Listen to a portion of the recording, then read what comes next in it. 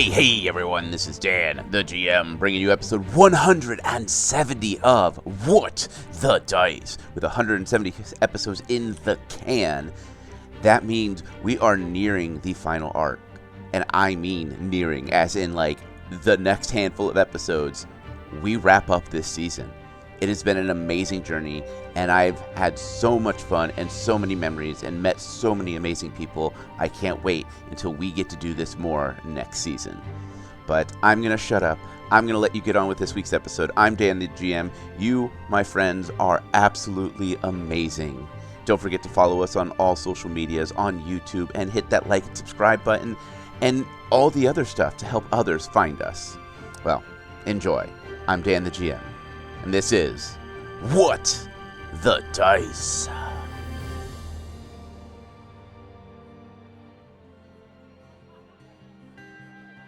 We sit and watch the storyteller, Death, the ferryman, whatever name you choose to give him by, as he sits with the adventurers, Kalila and Defibulus, and discuss the lesson that they have learned. We find ourselves thinking back at the story that we've been told. And we wonder what moment in time, if we had the power, would we change and what it would affect. Our ears kind of perk up as we hear the storyteller talking. In our mind, we focus in and listen to the tale that is going on right before our eyes.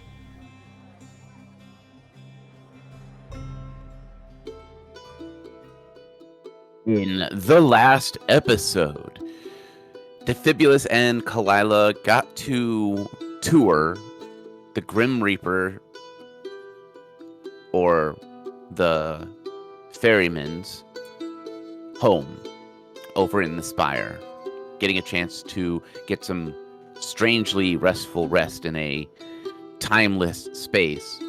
They walked around and noticed board games, card games, paintings of the sort that they were able to interact with. Finding out that if they sit and take part in the game, they are brought to that time, that location.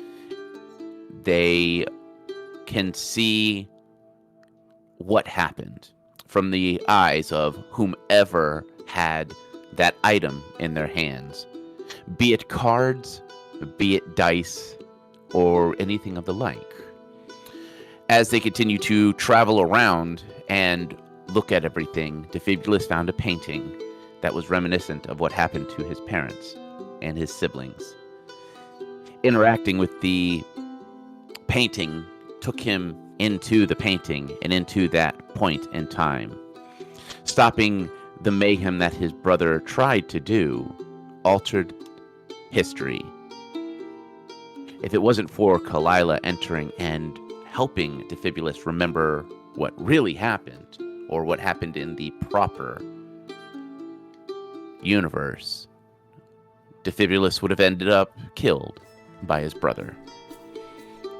After taking this emotional train and journey, they come back out to the Grim Reaper's tavern that he has for those spirits that are not quite ready to pass on.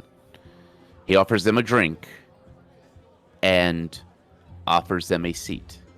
We come back with you sitting in the tavern, the spirits around having their jovial time as music plays and ethereal drinks are served. That was a wonderful summary. Thank you. Also, I meant just for us, not for the listener, but that's fine. You asked for a summary. I hit the record button. I am not responsible for the things that happen after. You sure about that? Yes. I am 2% sure. Sounds about accurate. Yeah, sounds about right. So, what would you guys like to do? It was just Kalila and Defibulus at the table, or is the Grim Reaper there? He was the one who handed you some drinks. Right. And it's similar drinks as the fun swirly stuff that we've seen before?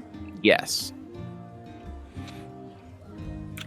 is just gonna kind of look down at the drink, remember seeing it before and in multiple occasions, and what she just experienced. Her ears just kind of go back and flat, like, no, I'm good. I'm not drinking ethereal stuff. He nods. Would you prefer something else? Tea. But after just dragging Defibulus out of a painting, I don't want the ethereal things. He nods as he raises his hand and gives a slight wave. A spirit-like tavern owner comes out and places a kettle of hot water and an assortment of teas that are wrapped in steel so that you can soak them in the mug that he sits down. He also places some honey and some sugar and gives you a nod before returning to serving the others in the tavern. She'll make herself a cup of tea, probably black. Death looks at both of you and smiles, a strangely warm smile for someone so non-existent in a sense. So, did you enjoy touring my collection? Enjoyment would not be the word I would describe. At first, it was intriguing. But now it's just disturbing. He kind of gives a nod. Yes, it's a way for spirits that refuse to acknowledge what had happened and refuse to move on. It is something that I had started to help. Every 1,000 years or so, I would go through and try to help them see what happened and accept what they did is of their own volition.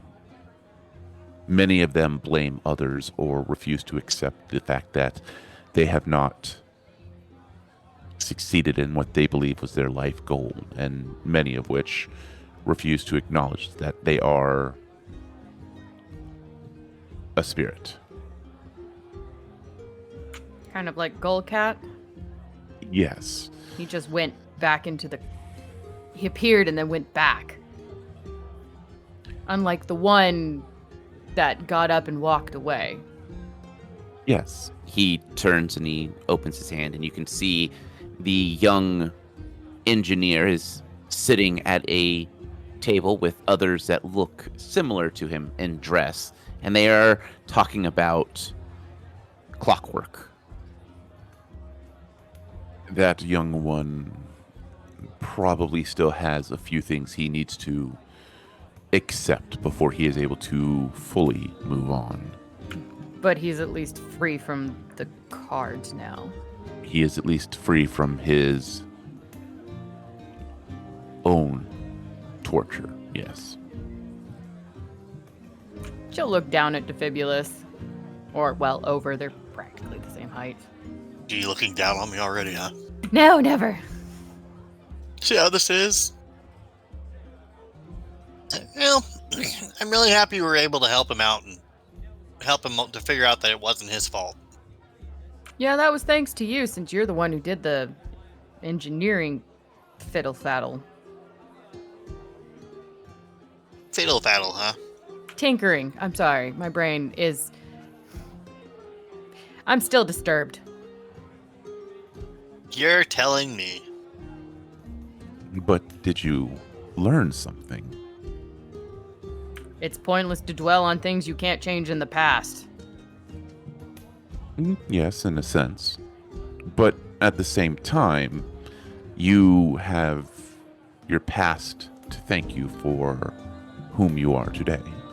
Yeah, that's probably more of a positive way of looking at it, but I don't know, maybe I'm just too young to have regrets and things that I want to change. I accept where I am.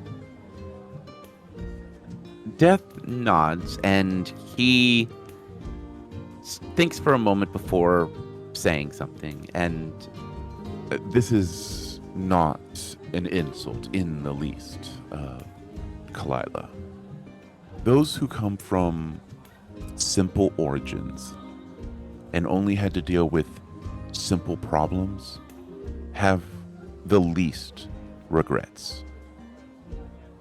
Not to say that your upbringing was not exceptional, but it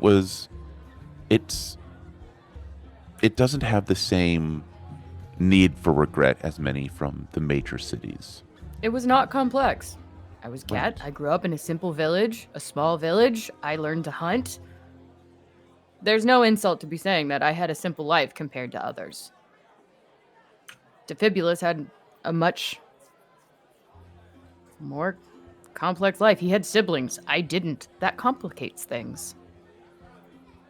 It also doesn't help that Defibulus's brother tended to have a touch of evilness in his heart. Went on a murderous rampage and tried to take over the family business and kill everybody. Yeah, no, that's far more complex than my farmer mother and my fishing father and my hunting mentor. By far. Yes. No insult and no apology needed. And still he maintained the personality of a sack of stones. Mm-hmm. Yes, exactly.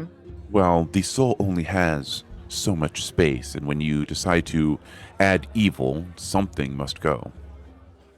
Apparently that was personality. Remember that, Defibulus. If you go evil, you have a bad personality. I would like to think if I went evil that I would have a much better personality than my brother. I'd bring evil with a cheerful tone to it, I think. Yeah, that would be the touch of insanity at that point. What?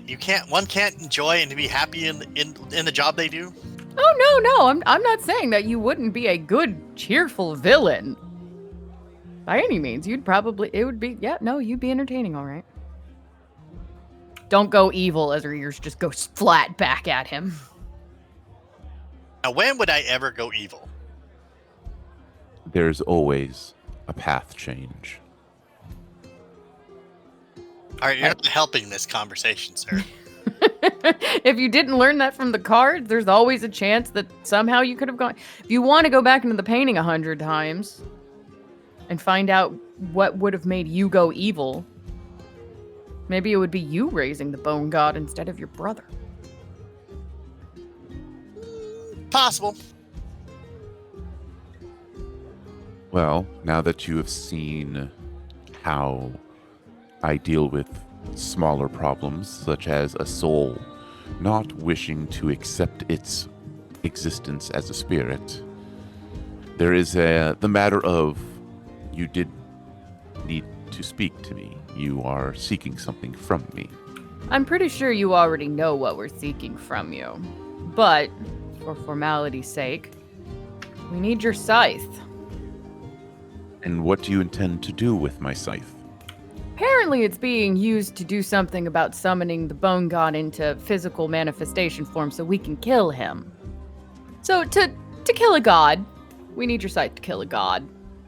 How exactly, I'm not sure, but we need it to kill a god. But my scythe isn't a weapon. I don't ask how or why or what purpose these items are used for. I just was instructed to gather them. He nods.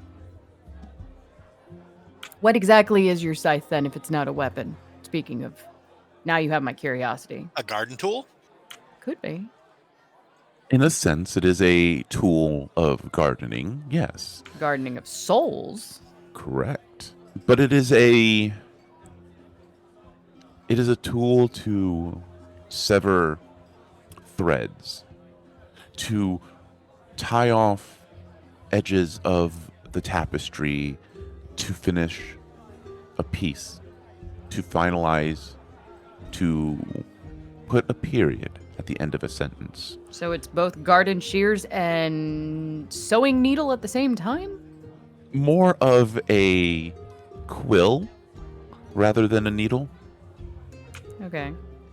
He places the scythe on the table, which is folded so that the blade is not outwardly stretched. For what you plan on doing, there will be a choice. A split in the road. One choice will lead you one, and the other will lead you the other way. Neither of which can be backtracked on, not without sacrifice. Dear adventurers, there is something you must see, something you must understand. He takes the scythe and slowly stands and offers you to follow him. Kalila will follow, if not out of sheer cat curiosity. Phoebus will finish his drink and hop up and follow. Before we progress on further, is there anything you wish to do here? Any spirits whom wish you want to speak? Time here is kind of always in flux. So you have all the time in the universe, but not at the same time. We can't come back after you show us this thing to talk to spirits? Or are you heavily hinting to do it now? I would suggest doing it now, for you never know when a spirit is ready to move on. She'll look at Defibulus and she knows that he wanted to go back and speak with his parents. Yep, I'll be back. Do you want company? Sure. You can meet my folks, and they'll know that there's someone at least keeping an eye on me. Well, I already met your dad as she starts following Defibulus. That is right. Death takes a seat at the table as you two go off into the tavern to find Defibulus's parents. As you travel through this tavern, it is like a village in and of itself. The more you walk, the bar itself always seems to be within a reach. But as you move on, it seems as if spirits and tables seem to fade in and out of existence as you move through what almost feels like time and age. You see different tables from different time frames. You see some that are made of just coarse wood, some that are just stumps with a fire pit nearby, until you start seeing stuff that is a little bit more modern and clockwork-esque. As you arrive to an area, you feel like you are more in a dwarven tavern. The tables click and seem to move underneath a piece of glass as it shows off clockwork motions. There are dwarves and imps and gnomes and orcs and half-orcs that are all sitting at a fairly large table, and they are all talking about clockwork and springs and metals. And Defibulus, I need let's give it a intelligence check. 17. Though names seem to slip your lips, you recognize, at minimum, the description of a lot of these. These are old inventors, those who have been either shunned by society for creation of clockwork, or the ones that found gunpowder or saltpeter, some that have done testing. These are people that led the way to the technology that you use. Oh, Kalila. That guy over there, he helped make gunpowder. Yeah, well, refine it. That's the stuff that makes the bullet go, the explosion part. Yeah, see, you're learning it. I listen. Sometimes. I try. Oh, that guy helped build the base work for the automatons that I'm pretty sure that the Murdoch uses. That guy, we're not discussing what he did. Why not? I don't think your ears are ready for it. I'm a grown cat. As you say that, the orc slaps his hand on the table, laughing, and he's like, I made that whole mountain just a valley. Someone laughs because you overloaded it with gunpowder. They said the mine must go, so the mine went. And so did the mountain. And my crew. And my supplies. And someone chimes in. And you? And me. It was a glorious way to die. Happens to the best of us. Did you know explosions hurt? Yes. As they all turn and they're just like, ah, living ones. That's unusual for those to come here. Please, have a seat. Join us in our tales of what we have done in our lives. Okay, we can do that. She'll sit. The table continues, and they are more reminiscing as like warriors would at a table, talking about what brought them to discovery, some of which actually talk of their death in a kind of like the crowning jewel of the way they learned something. Because they understood that their death meant something more than just an end of their life, that their knowledge was preserved and people had learned from it. See, that is the best way to look at it.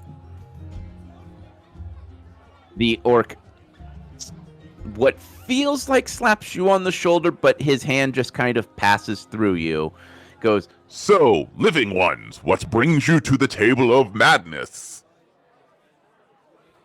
I'm coming to say hi to my folks while they're here. and they nod, and your parents are sitting, across a little bit from you, and they smile, and they're expecting you. Expecting you. Oh, all right, guys. Well, I'm going to go say hi to my folks. Try not to blow up the table too many times while I'm over here. And I'm just following him. She likes the stuff, too. Only when it has a silencer. It's still loud. You like building explosions. Yes, actually I do. You make your way around the table to where your parents are sitting. They have 2 chairs already pulled out and what looks like simple drinks laid out. Kalila will sit with Defibulus. Yeah, am I able to give you guys hugs, or will I just fall through you guys? There's a moment where their ethereal spirits kind of solidify. They still have that spirit-like look to them, but they look more solid. Defibulus will give his parents a big hug. You feel their arms wrap around you as they hug you. It's comforting, but at the same time, there's this mild coolness to their bodies. They smile as your father sits and your mother sits. As a couple minutes later, your uncle, grandfather, the man who lost his crowbar, comes to the table and sits down. Was it his grandfather, or was it his I uncle? thought it was his uncle. Relative who owned Crowbar. Yes. We'll have to go back and check the lore. I forgot what he was to Defibulus. So we're going to have to take some notes on our own. And it looks like you've got some episodes to go back and listen to. Probably so. We'll just say for now it's his uncle, because I think that uncle seems to be about right. Yeah. What his name was, I don't know, because we just ever called him Uncle. Mm-hmm. He's like, Uncle, you're here too, huh? Yes. Apparently sharks and explosions and bullets do not mix. Not at close proximity. Right. I have your crowbar. Good. Someone found it. That island was creepy, and I had to be running. You actually got inside. No. We found the crowbar on the outside. No. Oh. I had a bunch of strange, rotting skeletons that chased me back onto my boat. And then I realized I left my crowbar. And when I turned around, the bloody thing was gone. Sank under the seas. At least I think it sank. That was about right. What? Yes, Lila's going to have a puzzled look on her face going, I only remember one skeleton, and it was a really nice one. Oh, it's like everyone's here. So, did you die? Nope, I'm alive. I thought only dead people could be here. Your father just kind of stares blankly at him for a moment before taking a deep sigh and looking towards you. So, Defibulus, how have your travels been? How's the business? Have you learned anything about the dragon rifles? Tell us. Well, first I want to introduce you guys to Kalila. She's one of the few people who's been stuck with me and is traveling with me on this maddening trip. Wave. Your father nods a greeting. Your mother just smiles and it's like, you don't use firearms, do you? You're a primitive hunter. Correct. I use a bow, but I have fired his rifle once. Ah, so at least you're accepting of it. They are loud, and I don't like them because of their loudness, but I do respect them. And I've helped him blow up some things. Oh yeah, we've demolished a couple buildings, part of the Godspell. You should tell them about the C4 that we found. Oh yeah, we did find C4. That stuff's amazing. Your family looks at each other and then looks at you with this, like, not understanding what you were talking about. It's a malleable substance that can be shaped into an explosive charge and then blown up with a lot of force. Interesting. Came from the Godspell. I know that the Godspell never let anyone in. How did you two get in? Mission for the Holy City. Or, which is it? The Institute or the Holy City that sent us there? It was the Institute, because it was the Rat Scholar, even though he works for both. But yeah, we got in there. Explored. There's some mechanical snakes in there, mechanical rats. Lots of really, really cool stuff that I don't understand that I didn't get to play with. Do you plan on going back after your adventure? Probably. There's lots of stuff. Although I have to fix the family business before too long. The father seems mildly concerned when you say that, as he kind of leans in and goes, "What do you mean, fix the family business?" Well, Varric kind of, after he got rid of you, got rid of all of my brothers and sisters and took over the business after I fled with the dragon rifle and its parts. Long story short, we killed him. He blew himself up once. He came back and we blew him up this time. Correction, we blew him up. It was his idiot thing to stand on the cannon. Okay, that's fair. So you killed him once.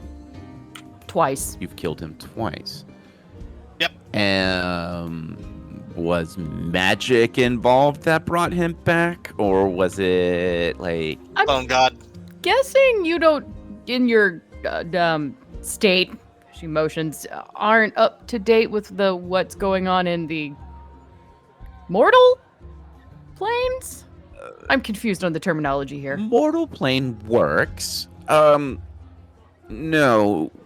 Most of us choose not to concern ourselves with what happens because we can't do anything about it, and it would only just make us sad, angry, or what be it. So... Well, I think in this case it might make you proud, in a sense. Okay. Long story short, Defibulus and I are trying to take down an evil god called the Bone God, which... Real jerk. Real jerk. His brother, one of your sons, worships. Interesting. And is notorious for raising the dead. So how does one stop the dead from rising?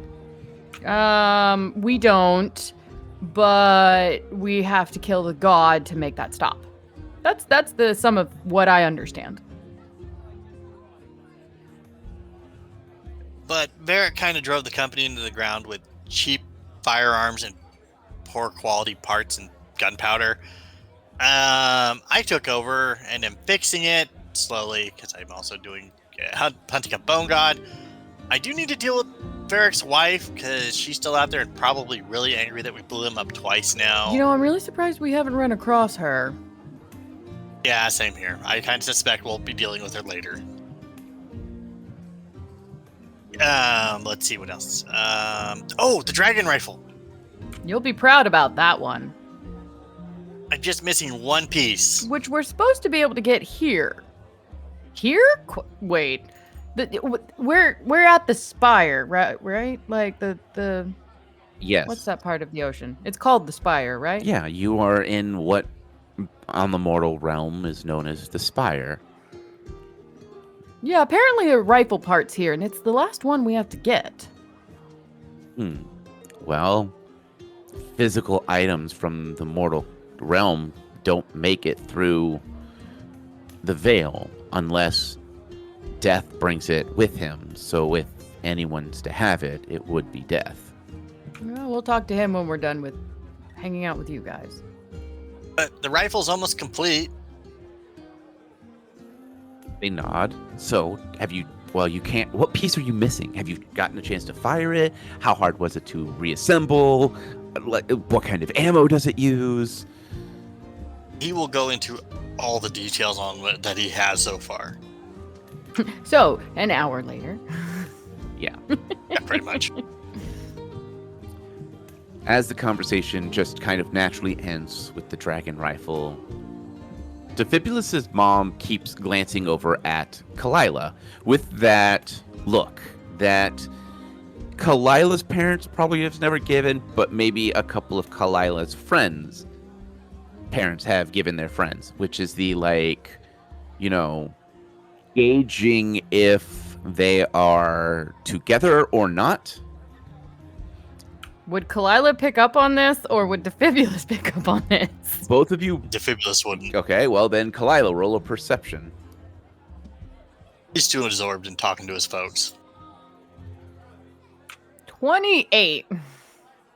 Yes, you have that you know that mother's look of the mother wants to ask a personal question but doesn't want to pry, but you know it's coming. It's only a matter of time.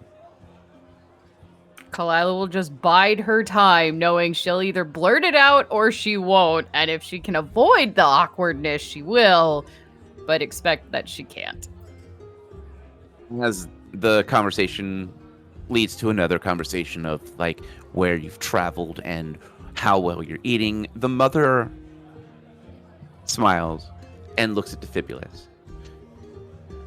So, Defibulus, have you thought of whom you want to settle down with? Have you met any pretty young women or men or whatever you choose to continue our lineage?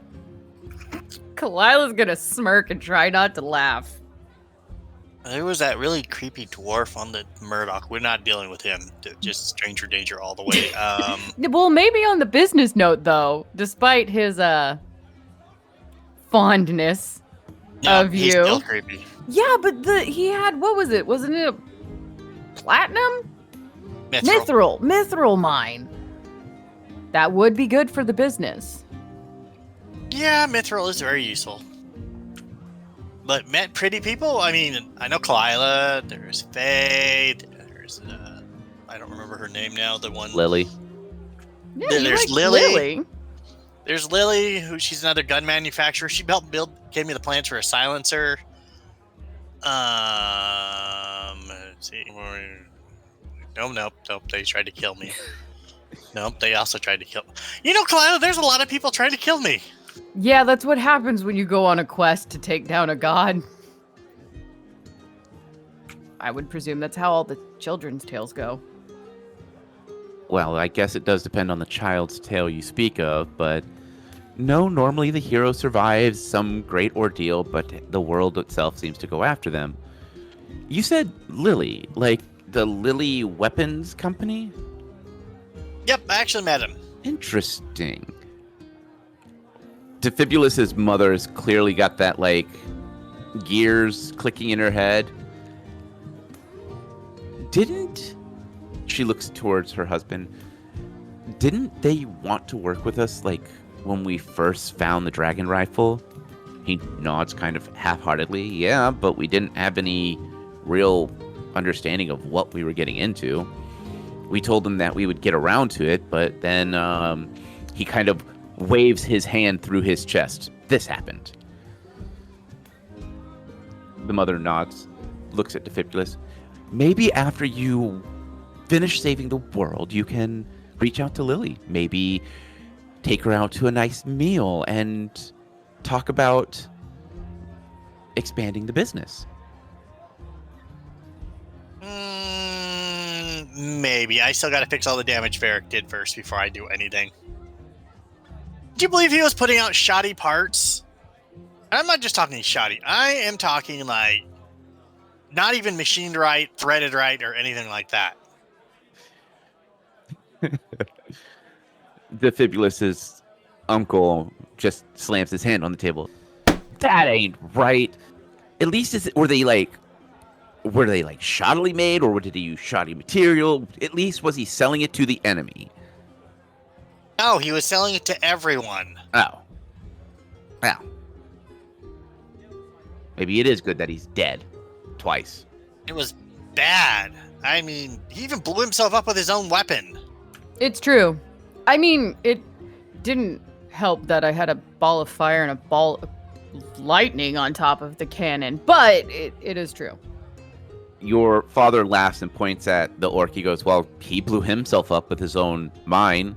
Points to an imp. He blew himself up trying to chew on a bullet for the first time to see how fire magic works with them.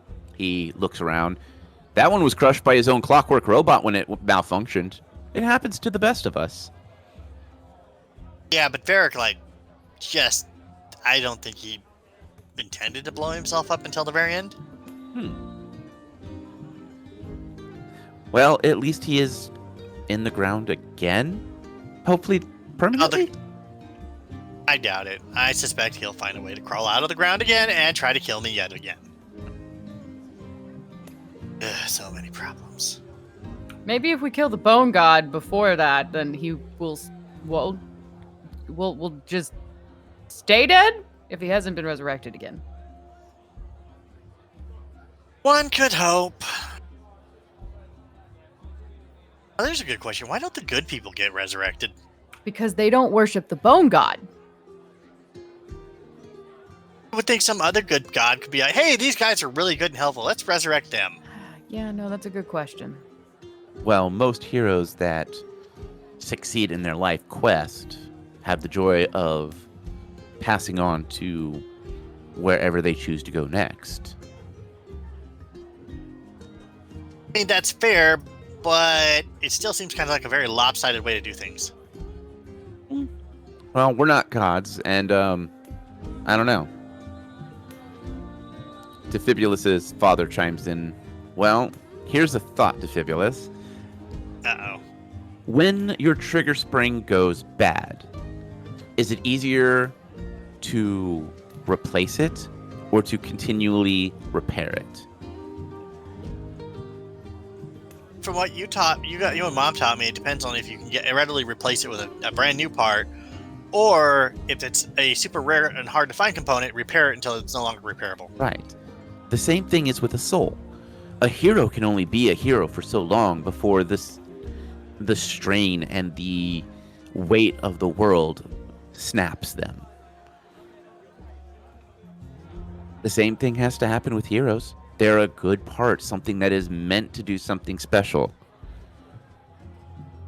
But when their time is done, their time is done. It's time to bring in something new, something updated, something that can handle the new information.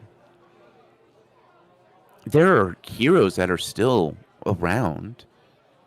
There are even a handful of heroes that chose to stay here in the Spire Tavern. But if you try to explain to them how a firearm works, they'll just view it as sorcery. They don't want to understand it because they can't. It's beyond them. The same thing is for heroes. A story has to end. That is a valid way of looking at it. Okay, I can now see where you get your logic from. Isn't it great? Actually, it is kind of nice. He also gets his long-windedness from me. Lila will kind of nod.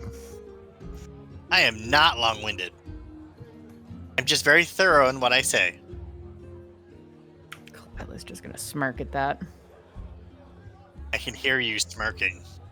He gets his pension for repair from his mother.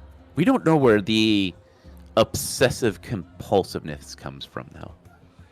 Hey, what obsessive compulsiveness? Your father just stares at you in that fatherly way. She goes, well, I'm still appreciative of it. I don't think I would have gotten this far without him. They nod. Well, it is nice to know that Defibulus is well taken care of and that he was able to find a friend in wherever you have decided to travel from and to. Nah, she's not a friend. She's family. Yeah, at this point, we're some kind of family. Dysfunctional, but we're family. Even Clyde is included in that. Oh, very much so. And Fag. As you say that, the uncle just starts laughing and literally stands up, climbs onto the table, and proclaims, "You can pick your friends and you can pick your nose, but you can't pick your friend's nose." I see there's a flaw in your logic there, because I mean, I could go over and pick her nose if I wanted to and she let me, but your logic is flawed, Uncle. I'm with him on that. Well, he slowly climbs down. Fine. Didn't want to be dramatic anyway. I applaud your creativity on it. So is there anything else you would like to talk to the family about? Can't think of anything off the top of my head. Lila? She's got nothing. She's just mostly here for support with Defibulus, and she gets to meet where he came from. All questions are answered. And I don't think there's anybody here that Kalila's going to, unless all of a sudden, like, some unknown cat folk she knows from her village, which is unlikely is going to be here. No. You notice that one of the things is most of the people around here tend to look like people that were either warriors or guards, people that come from major cities. You notice that there's not a lot of people that come from, that look like they are from smaller villages. The clothing that they're wearing indicates, more cities and less towns. So the idea of what Death had said of when you come from a simple origin and you keep your life simple, you have less regret in your life. You also understand that the idea of this tavern is for those who feel like they have unfinished business to stay around and find ways to finish said business. So every one of his family has something that's unfinished. Yes. Well, Kalila is curious, but she doesn't want to bring down the joyous moment and memory that Defibulus gets to have with this, so she's not going to ask anything. Mm-hmm. Defibulus is just going to keep chatting and enjoying the time. Yep, she's not going to ruin this for him, so... So what feels like hours pass, and your parents feel like they have all caught up with you. You've answered many questions, and they have given you, your father told you the combination to his safe that is hidden in the basement of the home. Your mother's given you information on things that only she would know, things that are hidden around the manor that will help you out. Like there's a hidden cache of money stowed away for a rainy day. And they give you that instruction so that you have a means to help rebuild the business. Your uncle starts to have that wily smirk, and he leans in close and he whispers, "If you're ever in the holy city, there's a little shack with a big garden. Hidden in the garden is a treasure chest, and in that treasure chest, all my books and knowledge that I was able to hide before I went on." I will make sure it's bound and put somewhere where I can use it, and probably everyone else will use it. As he gives you the address, you start to remember that address is your home in the Holy City. Wait a tick. He said it was a shack or a. It's a small house with a large garden in the back. I didn't think our house was small, but okay. It may have been small when he had it, though. Okay, fair. Want to hear something funny, Uncle? Hmm. We live there. Have you digged up the backyard yet? Nope. Why not? You could have found mithril. There could have been a hidden mine. You always dig in the backyard. That's where you hide things. No one ever looks in the backyard. No one ever looks up either. I look up all the time. I mean, have you seen rotating turrets? Those things are scary. No, I have not. Imagine a gun that can spit like thousands of bullets, exploding bullets out instantly and very quickly. But drops down from the ceiling. Your uncle He will- has that look of awe. I will regale him of the tale of decimating an entire swarm of angry mechanical rats with turrets. And then Kalila will embarrass him in front of everyone and tell the tale of him cutting the purple wire. That was science, I tell you. No, it wasn't! Sure was. I found out how well gnomes fly from electrical blasts. You know, this tale Ha. gets better and better every time we tell it. Wait, how many times have you told this tale? And who have you been telling this tale to? Hmm? Kalila's just gonna sip her drink and her tail's just gonna sway back and forth. I'm taking the silencer off my gun for the next couple days, just so you know. It already broke. You have to buy a new one. No, I just need to make a new one and calculate the type of force that my gun puts out versus And how make many it out shots of I better fired. parts. Yes. Fine, no explosions for you. No. I wasn't making fun. I see that tail swiping. She goes, it's a good tale for your family to know. And don't cut the purple wire. No, that is true. It is a very good one. See, there's a good lesson to be learned in it. You guys have any wires here you have to cut? They just kind of look at each other with this, no. Defibulous. Nothing from the mortal realm can come here. I don't know. Maybe Death has some interesting consoles and things for you to have to work with. Your mother just shakes her head slowly as your father just does that, like, reach over, pats your head. Defibulous. This is more like a place to rest and enjoy and tell tales and get to know those that we've only read about. Invention. Yeah. Inventing here is not possible. Yet. Which Kalila's going to take a sneak look at Defabulous's mom and see if she's still giving her the suspicious eye. She is not. Okay, good. It's more of the, like, now she understands that you two are more like siblings than other. Yeah, we definitely harass each other like such. Now that you have had your conversation, is there anything else you want to tell your folks, ask your folks, or anything of the like? I think Defibulous has covered everything because I can't think of anything in particular. Okay. Neither can I. All right. So back to Death with you?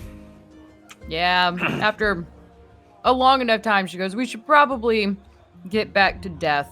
We have apparently more things to learn and be shown. That doesn't surprise me.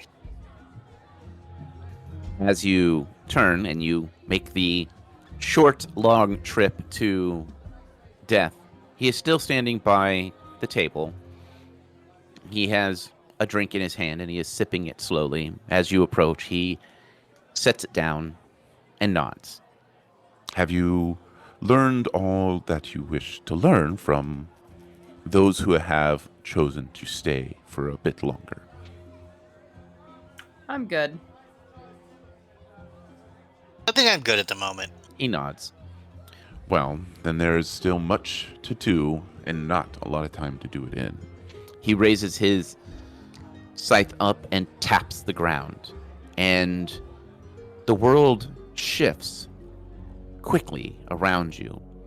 You are in a massive, massive, massive cave. As you look up, you see stars that kind of twinkle. As you look down, there is just this swirl of galaxies below, and you are on this blackened stone. Death turns as his scythe creates a small bluish lantern in front of him as you begin to follow him down this blackened walkway. There is something no mortal has ever seen, and many mortals know of it. The tapestry of fate is both the tale of everyone and everything, as well as the thread of every soul. It tells the stories of heroes and villains, of prince and pauper, as gods and goddesses also are recorded, from both their creation to their destruction or to their inevitable forgotten existence. As you enter into this large cave that you can kind of start to see things moving around you, I need a perception check from both of you. I'll give you a nat 20. Okay. I will give you a 36.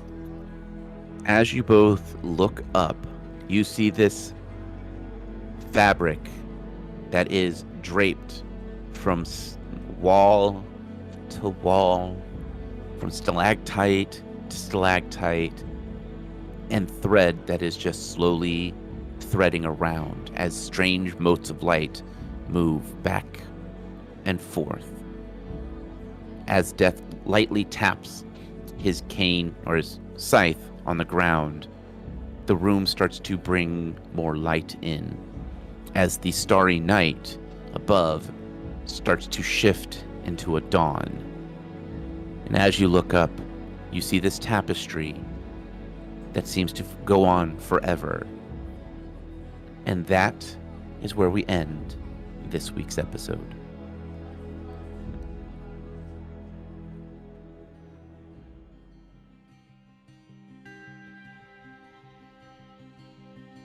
We find ourselves following both the adventurers and Death into this large cavern with the tapestry of fate. As we look up upon it, we have a sense of unease. We don't feel like we belong here. This doesn't feel like the right time. But we do know that we are here to hear this tale, and that we have this drive to complete it. As we look across, watching the threads move, we look at Death, and he gives us a nod, letting us know we are where we need to be.